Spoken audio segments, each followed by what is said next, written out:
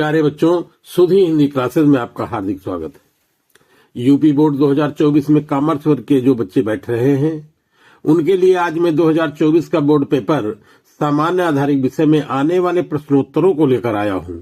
यदि आप चैनल पर पहली बार आए हैं तो सब्सक्राइब जरूर करें तथा अपने दोस्तों को ज्यादा से ज्यादा शेयर करें जिससे कि इसका लाभ सभी को मिल सके, और लाइक करना भी न भूलें। सामान्य आधारित विषय व्यवसायिक में महत्वपूर्ण प्रश्न है। पहले हैं बहुविकल्पीय प्रश्न। 4 प्रश्न आते हैं। उनमें से पहला प्रश्न है, हेनरी फियोल के लिए विख्यात हैं। डॉट है बीच में। का है वैज्ञानिक प्रबंध, खा औद्योगिक मनोविज्ञान, गा विवेकीकरण, घा प्रबंध के सिद्धांत। इसका सही उत्तर है घा प्रबंध के सिद्धांत। दूसरा प्रश्न है, वैज्ञानिक प्रबंध के जन्मदाता हैं। कौन है? का है हेनरी फियोल, खा है कुड्स और डोनल, गा एफ.डब्ल्यू. टेलर, घा जॉर्ज टेरी। तो इसका सही उत्तर है गा एफ.डब्ल्यू. टेलर। तीसरा प्रश्न है, दोहरा लेखा प्रणाली का सर्वप्रथम प्रयोग बीच में डॉट है वर्ष में किया गया। किस वर्ष में किया गया? का है 1449, खा है 1450, गा है 1494, घा है 1543। इसका सही उत्तर है गा 1494। चौथा प्रश्न है, भारतीय अर्थव्यवस्था लघु उद्योग का महत्व है। का ग्रामीण विकास, खा रोजगार सृजन, गा कृषि पर दबाव, घा प्रदूषण कम करना। सही उत्तर है खंड खा रोजगार सृजन। इसके बाद में 5वां प्रश्न लघु उत्तरीय प्रश्न आते हैं जो 60 में लिखने होते हैं। पहला प्रश्न है, समविच्छेद बिंदु क्या है? इसका उत्तर है विक्रय अथवा उत्पादन की वह मात्रा जिस पर न तो लाभ होता है और न हानि समविच्छेद बिंदु कहलाता है। इस बिंदु से कम विक्रय अथवा उत्पादन करने पर हानि होती है, पर बिंदु से विक्रय अथवा उत्पादन अधिक करने पर लाभ होता है तथा इस बिंदु पर कुल आय कुल लागत के बराबर होती है। अगला प्रश्न है 6वां, कृषि आगत से क्या समझते हैं? इसका उत्तर है कृषि आगत को जैविक खेती में प्रयोग के लिए अनुमत उत्पादों के रूप में परिभाषित किया जाता है।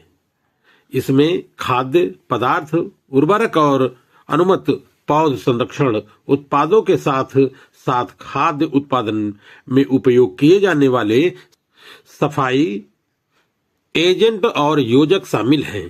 सभी सूचीबद्ध उत्पाद यहां से प्राप्त किए जा सकते हैं। अगला प्रश्न है, ये सारे प्रश्न 2024 बोर्ड परीक्षा के लिए महत्वपूर्ण हैं, इसलिए इनको अपने दोस्तों को ज्यादा से ज्यादा शेयर जरूर करें। अगला प्रश्न है 7वां, पर्यावरण शिक्षा के प्रमुख उद्देश्यों को समझाइए। उत्तर है पर्यावरण शिक्षा का उद्देश्य। पर्यावरण शिक्षा के निम्नलिखित उद्देश्य हैं। नंबर 1, जागरूकता, व्यक्तियों तथा सामाजिक समूहों में समग्र वातावरण तथा उसकी समस्याओं के प्रति संवेदनशीलता तथा जागरूकता विकसित करने में सहायता प्रदान करना। दूसरा है कौशल, पर्यावरण संबंधी समस्याओं के समाधान के लिए व्यक्तियों और समूहों में कौशल का विकास करना। नंबर 3, अभिव्यक्ति, व्यक्तियों तथा समूहों में सामाजिक मूल्यों, वातावरण के प्रति घनिष्ठ प्रेम की भावना और उसके संरक्षण एवं सुधार के लिए प्रेरणा विकसित करने में सहायता प्रदान करना। अगला प्रश्न है, ऊर्जा के स्रोतों को समझाइए। उत्तर है ऊर्जा स्रोत 2 प्रकार के होते हैं। नंबर 1, नवीकरणीय ऊर्जा या अक्षय ऊर्जा। ऊर्जा के सभी खत्म न होने वाले स्रोत नवीकरणीय ऊर्जा या अक्षय ऊर्जा के स्रोत कहलाते हैं, जैसे सौर ऊर्जा, पवन ऊर्जा, जल विद्युत ऊर्जा, बायोमास ऊर्जा आदि। दूसरा है अनवीकरणीय ऊर्जा स्रोत। इस प्रकार के ऊर्जा के स्रोत सीमित मात्रा में उपलब्ध होते हैं तथा मानवीय क्रियाओं द्वारा समाप्त हो जाते हैं, जैसे कोयला, पेट्रोलियम तथा प्राकृतिक गैस आदि। अगला प्रश्न है व्यावसायिक संकट से आप क्या समझते हैं? उत्तर है व्यावसायिक संकट एक ऐसी घटना है जो किसी व्यवसाय के लिए बड़ी गड़बड़ी का कारण बनती है। संकट अचानक उत्पन्न होता है जो व्यवसाय के लिए अत्यधिक कठिनाई उत्पन्न करता है। इस स्थिति में समय कम होता है तथा निर्णय जल्दी लेने पड़ते हैं। कभी कभी संकट अपरिहार्य होते हैं, जिससे यह अनिवार्य हो जाता है कि व्यवसाय के पास ऐसी स्थिति को संभालने के लिए प्रतिक्रिया तैयार हो। अगला प्रश्न है 10वां, स्वास्थ्य सुरक्षा के 2 प्रावधानों का वर्णन करें। उत्तर है फैक्ट्री अधिनियम 1948 के अनुसार स्वास्थ्य उपाय और सुरक्षा प्रावधान।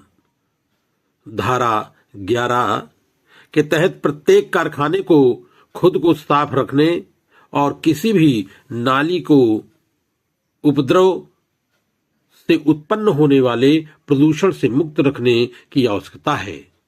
धारा 12 बहिस्रावों और अपशिष्टों का निपटान। इस धारा के अंतर्गत निम्नलिखित बातों पर विचार किया जाना चाहिए। कारखानों के लिए उचित और प्रभावी अपशिष्ट उपचार और उसके निपटान की व्यवस्था करना आवश्यक है। राज्य सरकार अपशिष्ट और अपशिष्टों के निपटान और उपचार की व्यवस्था निर्धारित करने वाले नियम बना सकती है। अगला प्रश्न है प्रभावशाली कार्य योजना से क्या आशय है? उत्तर है एक प्रभावशाली कार्य योजना मूलतः किसी लक्ष्य को प्राप्त करने का एक नुस्खा है। यह लक्ष्य को अलग अलग समय सीमा के साथ कार्यों या चरणों में विभाजित करता है ताकि लक्ष्य तक पहुंचने की समग्र समय सीमा पूरा हो सके। अगला प्रश्न है 12वां, सामुदायिक क्रियाकलापों से आप क्या समझते हैं? इसका उत्तर है व्यक्ति के जीवन में समुदाय का विशेष महत्व है। समुदाय ऐसे मनुष्य का समूह है जो साथ साथ रहकर जीवन यापन करते हैं। इसकी वजह से इनमें सामुदायिकता की भावना उदय होती है। यह समूह समुदाय के विकास हेतु अनेक कार्य करते हैं। यही कार्य सामुदायिक क्रियाकलाप कहलाते हैं, जैसे समुदाय में स्वच्छता, साफ सफाई, स्वास्थ्य, रोजगार से संबंधित किए जाने वाले कार्य सामुदायिक क्रियाकलाप की श्रेणी में आते हैं। अगला प्रश्न है 13वां, विभिन्न पर्यावरणीय संसाधनों को समझाइए।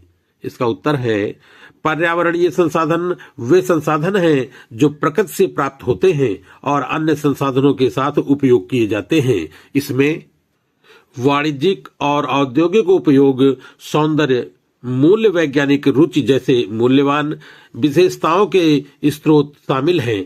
पृथ्वी पर इसमें सौर प्रकाश, वायुमंडल, जल, भूमि आदि के साथ साथ सभी वनस्पति और पशु आते हैं। अगला प्रश्न है 14वां, अभिप्रेरणा के महत्व की व्याख्या कीजिए। उत्तर है अभिप्रेरणा के महत्व को निम्नलिखित बिंदुओं से समझा जा सकता है। नंबर 1, अभिप्रेरणा से कर्मचारियों के निष्पादन स्तर में सुधार किया जाता है जो संगठन के सफल निष्पादन में सहायक होता है। नंबर 2, अभिप्रेरणा कर्मचारियों की संस्था को छोड़कर जाने की दर को कम करती है। नंबर 3, अभिप्रेरणा संगठन में कार्य करने वाले कर्मचारी के ज्ञान और कौशल में वृद्धि कर यथासंभव कार्य कुशल होने का प्रयास करके संगठन की उत्पादकता में वृद्धि के प्रयास करता है। अगला प्रश्न है 15, जल एक मूल्यवान स्रोत है, समझाइए। बहुत ही इंपॉर्टेंट है, बहुत बार या हर बार पूछा जाता है। उत्तर है हर जगह पानी ही पानी, पीने को एक बूंद भी नहीं। यह जल के अमूल्य होने के संदर्भ में एक बहुत पुरानी कहावत है, लेकिन अगर हम समझदारी से अपने जल संसाधनों का संरक्षण और उपयोग नहीं करेंगे तो बहुत जल्द ही यही होगा। जल के बहुमूल्य संसाधन तंत्र केवल कुछ क्षेत्रों में ही उपलब्ध हैं। इन तंत्रों में भी अनियमित वर्षा के कारण जल की उपलब्धता में कमी आ सकती है। इसलिए हमें जल संसाधनों के दोहन को रोककर उसका संरक्षण करने की आवश्यकता है। अगला है विस्तृत उत्तरीय प्रश्न। ये प्रश्न 8 अंक के आते हैं। पहला प्रश्न है इसमें क्वेश्चन नंबर 16वां, समन्वित ग्रामीण विकास कार्यक्रम को समझाइए। उत्तर है समन्वित ग्रामीण विकास कार्यक्रम। समन्वित ग्रामीण विकास कार्यक्रम एक ऐसा कार्यक्रम है जो ग्रामीण विकास के लिए ग्रामीण समाज के अछूते प्राकृतिक संसाधनों और मानव संसाधनों का उपयोग करता है। इसका अर्थ बहुस्तरीय, बहुक्षेत्रीय तथा बहुआयामी के रूप में प्रयुक्त किया जाता है। ग्रामीण अंचल के सभी क्षेत्रों को, चाहे वे कृषि आधारित हों या गैर कृषि क्षेत्र से, उनका संपूर्ण विकास करना है। यह कार्यक्रम मुख्य रूप से निम्नलिखित 4 मूलभूत तत्वों पर आधारित है। नंबर 1, गरीबी एवं बेरोजगारी दूर करना। नंबर 2, कृषि विकास से संबंधित सभी क्षेत्रों का विकास करना। नंबर 3, कृषि को प्रभावित करने वाली सेवाओं, बाजारों एवं साख व्यवस्था को स्थापित करना। नंबर 4, कृषकों को सहकारिता के आधार पर संगठित करना। अगला पॉइंट है समन्वित ग्रामीण विकास कार्यक्रम नीति। समन्वित ग्रामीण विकास कार्यक्रम की सारी उत्तरदायित्व राज्य सरकार की होती है। सीधे तौर पर केंद्र सरकार का काम राज्यों को दिशा निर्देशन करना, नीति बनाना, कार्यक्रम की रूपरेखा तैयार करना, उनके बीच समन्वय करना, तकनीकी सहायता प्रदान करना, प्रशिक्षण और रिसर्च संबंधी कार्यों में सहायता करना और महत्वपूर्ण कार्यों में वित्तीय सहायता प्रदान करना है। अगला पॉइंट है समन्वित ग्रामीण विकास कार्यक्रम के उद्देश्य। नंबर 1, ग्रामीण गरीबों को गरीबी रेखा से बाहर निकालने का संकल्प। नंबर 2, कुटीर उद्योगों को वित्तीय सहायता प्रदान करने की व्यवस्था। नंबर 3, ग्रामीण समाज की बेरोजगारी एवं अल्प बेरोजगारी को दूर करना। नंबर 4, ग्रामीणों को विभिन्न कार्यों का प्रशिक्षण देकर स्वरोजगार के लिए प्रेरित किया जाता है। नंबर 5 है कार्यक्रम के माध्यम से गांवों का शहरीकरण। अगला प्रश्न है 17वां, जनसंख्या विस्फोट से क्या तात्पर्य है? पर्यावरण पर इसके प्रभावों का वर्णन कीजिए। यह प्रश्न बहुत ही इंपॉर्टेंट है। उत्तर है जनसंख्या विस्फोट। जब किसी देश की जनसंख्या की मृत्यु दर और बाल मृत्यु दर में कमी होती है और जन्म दर में वृद्धि, तब इन सब के संयुक्त प्रभाव के कारण जनसंख्या में बहुत तेजी से वृद्धि होती है। इसी को जनसंख्या विस्फोट कहते हैं। इस प्रकार की अवस्था प्रायः कम विकसित देशों में पाई जाती है। जनसंख्या विस्फोट के निम्नलिखित कारण हैं। नंबर 1, अशिक्षा। नंबर 2, परिवार नियोजन के प्रति उदासीनता। नंबर 3, मनोरंजन के साधनों में कमी। नंबर 4, अंधविश्वास। नंबर 5, सरकार की गलत नीतियां।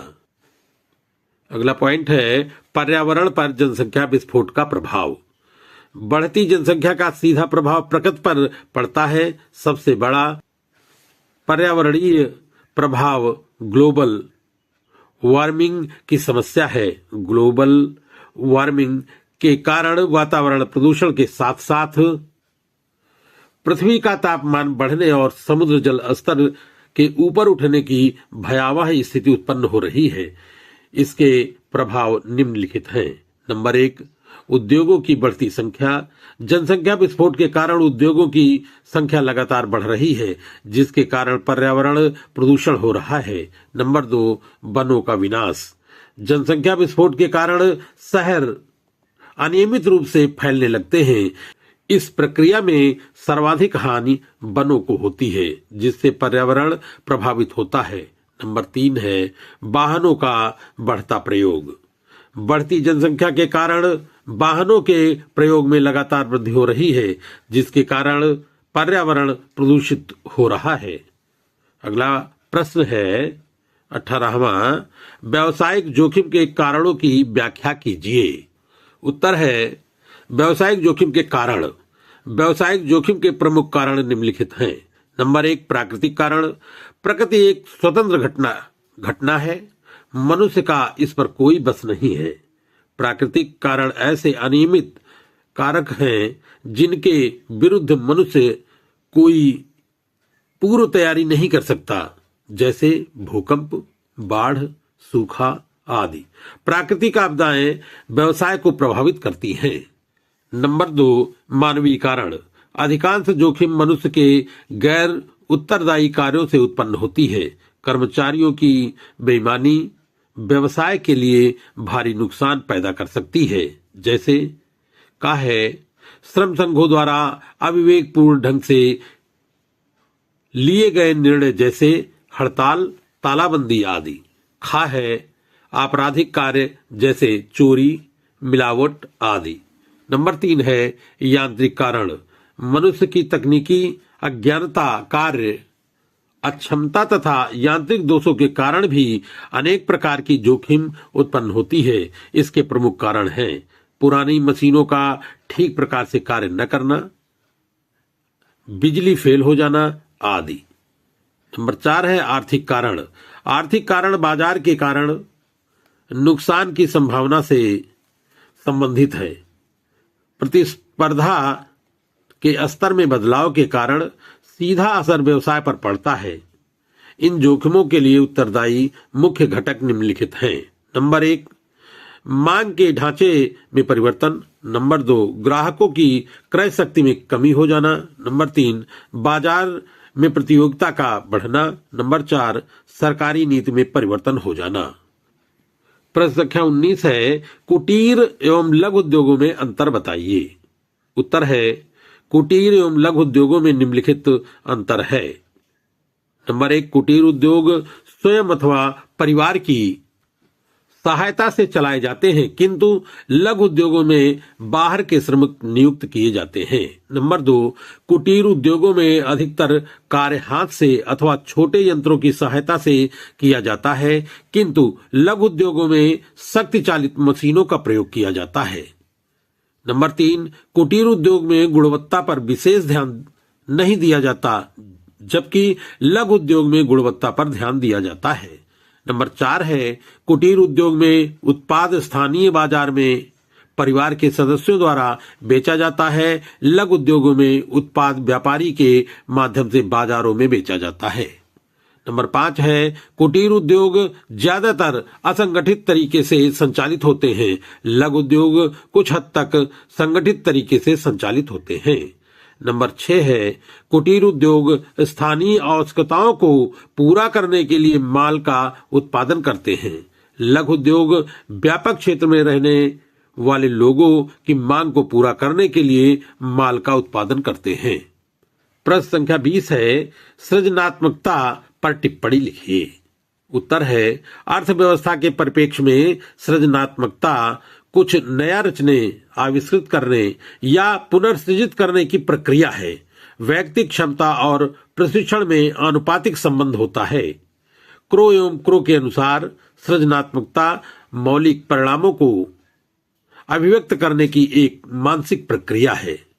कोल और ब्रूस के अनुसार सृजनात्मकता मौलिक उत्पाद के रूप में मानव मस्तिष्क को समय व्यक्त करने तथा सराहना करने की योग्यता व क्रिया है।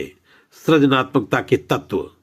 सृजनात्मकता के 4 प्रमुख तत्व निम्नवत हैं। नंबर 1, प्रवाह। नंबर 2, विविधता। नंबर 3, मौलिकता। नंबर 4, विस्तारण। अगला पॉइंट है सृजनात्मकता की विशेषताएं।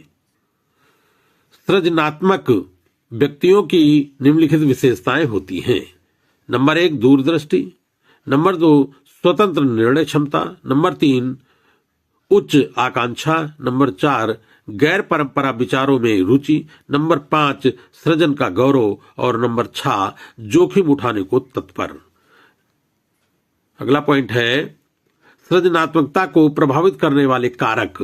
सृजनात्मकता को प्रभावित करने वाले कारक निम्नलिखित हैं। नंबर 1 आनुवांशिकता, नंबर 2 वातावरण, नंबर 3 पारिवारिक वातावरण, नंबर 4 विद्यालय का वातावरण और नंबर 5 जिज्ञासा। यह अंतिम प्रश्न है 21वां। परियोजना प्रतिवेदन से क्या आशय है? यह कब तैयार किया जाता है? इसके प्रमुख उद्देश्यों का वर्णन कीजिए। उत्तर है परियोजना प्रतिवेदन का अर्थ परियोजना रिपोर्ट या परियोजना आख्या या परियोजना प्रतिवेदन। इतनी तरह से प्रश्न पूछा जाता है। एक ऐसी रिपोर्ट है जो लगाई जाने वाली इकाई के संबंध में संपूर्ण जानकारी उपलब्ध कराती है। इसके अंतर्गत परियोजना के संबंध में संपूर्ण जानकारी होती है। अगला पॉइंट है परियोजना प्रतिवेदन के उद्देश्य। परियोजना प्रतिवेदन तैयार करने के निम्नवत उद्देश्य हैं। नंबर 1 परियोजना के प्रतिफल का अनुमान लगाना। किसी भी औद्योगिक इकाई की स्थापना का उद्देश्य लाभ कमाना होता है। अतः कोई भी औद्योगिक इकाई लगाने के पूर्व यह आवश्यक है कि उस पर आने वाली लागत व उससे प्राप्त होने वाली आय का अनुमान लगा लिया जाए। यह परिणाम शून्य, धनात्मक अथवा ऋणात्मक हो सकता है। इसके द्वारा अलाभकर परिणामों से बचा जा सकता है। नंबर 2 है औद्योगिक इकाई की स्थापना को प्रभावित करने वाले घटकों की जानकारी। परियोजना प्रतिवेदन तैयार करने का दूसरा मुख्य उद्देश्य उन घटकों की जानकारी प्राप्त करना है जो किसी भी औद्योगिक इकाई की स्थापना को प्रभावित करते हैं। ऐसे मुख्य घटक हैं भूमि, भवन, मशीन, बाजार की स्थिति आदि। नंबर 3 है परियोजना प्रतिवेदन की उपयुक्तता। औद्योगिक क्षेत्र में तकनीकी एवं वित्तीय सहायता देने के लिए अनेक सरकारी एवं निजी संगठन स्थापित हैं। ये संगठन सहायता देने से पूर्व इस बात से संतुष्ट होना चाहते हैं कि प्रभावित योजना उपयुक्त है या नहीं। धन्यवाद प्यारे बच्चों। अपने दोस्तों को ज्यादा से ज्यादा शेयर करें।